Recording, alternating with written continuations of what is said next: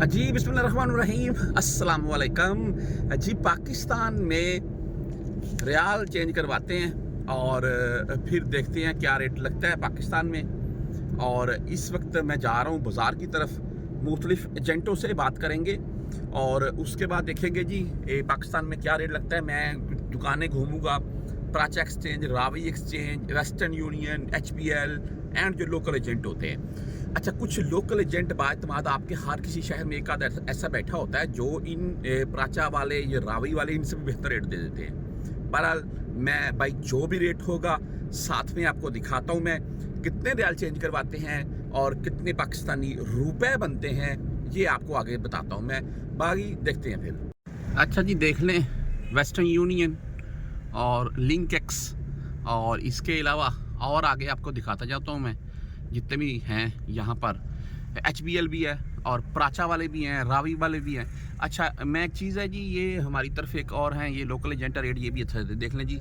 अलराज वाले हैं, प्राचा वाले हैं, इनके रेट मैं सभी एक साइड पर गाड़ी खड़ी करता हूँ और इनसे पूछता हूँ क्या मामलात हैं और क्या रेट दे रहे हैं इस वक्त पाकिस्तान ओपन मार्केट से लाइव।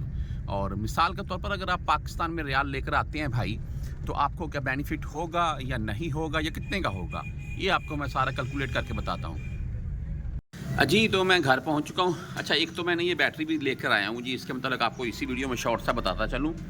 ये अलास्का वालों की है, AGS प्लस ओसाका इसी कंपनी की है और उनका AGS का और ओसाका की 6 मंथ वारंटी है। ये 21 प्लेट की है और इसकी भाई 9 मंथ 9 महीने की गारंटी है। कंप्लेन है इसका, वारंटी है बकायदा, वो देख लें, रिप्लेसमेंट वारंटी है 9 मंथ की। अच्छा, ये 21 प्लेट की पाकिस्तान से ये 25,000 की ये मिली है जी। इसकी नट कैश है और 15 प्लेट वाली एक पुरानी बैटरी थी जी इसकी मेरे पास, वो मैंने साथ में दी, वो पुरानी थी, डेड हुई थी, और साथ में 18,500 रुपये बहस में बहस करने के बाद मैंने दिए हैं। तो ये 21 प्लेट वाली बैटरी भी लेके आया हूँ। हाँ जी, अच्छा मैंने ना रियाल चेंज करवा लिए।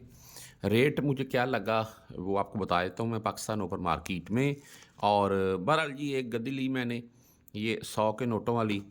ईद के ऊपर ज़ाहिर सी बात है बंदा ईदी वगैरह तकसीम करता है।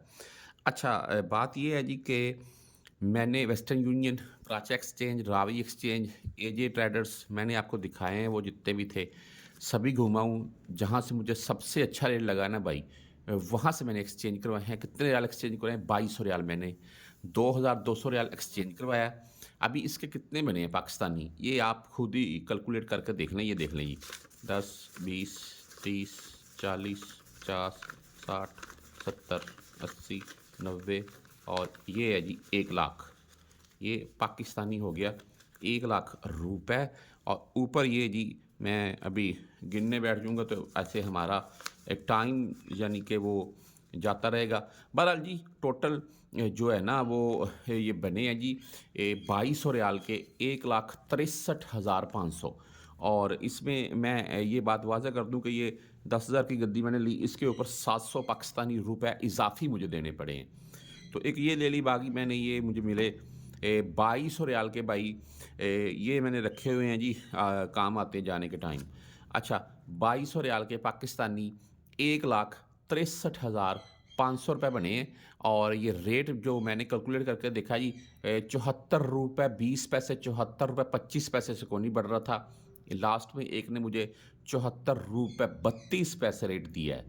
ये पाकिस्तानी मार्केट की बात कर रहा हूँ मैं। तो 1,63,500 बनी है। एक चीज़ मैं और बता दूँ तमाम दोस्तों को, वो ये है जी कि अगर यहाँ यानी कि सऊदीया से आपको 74 के अराउंड में रेट मिल रहा है, 73, 90, 95, 74 मिल रहा है ना, तो पाकिस्तान ले जाने का फ़ायदा ही नहीं है। 30-40 पैसे के पीछे आप ऐसे मिसाल के तौर पर 10-20 हज़ार रियाल जेब में डाल लेंगे, पाकिस्तान रिस्क वाली बात है। ज़ाहिर सी बात है कहीं गाँव में जाना, रात की फ़्लाइट है, एक्सचेंज करवाने जाने हैं बाज़ार में, वो भी मसला है। कोई जेब कोई आगे से लूट ना ले, कोई जेब ना काट ले, ये बहुत मामला था पाकिस्तान में।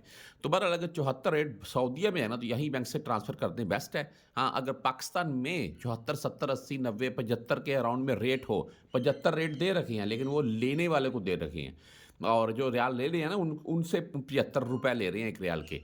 और अगर आप देने जाएंगे तो आपसे 74, 20, 25, 30 से नहीं बढ़ेंगे।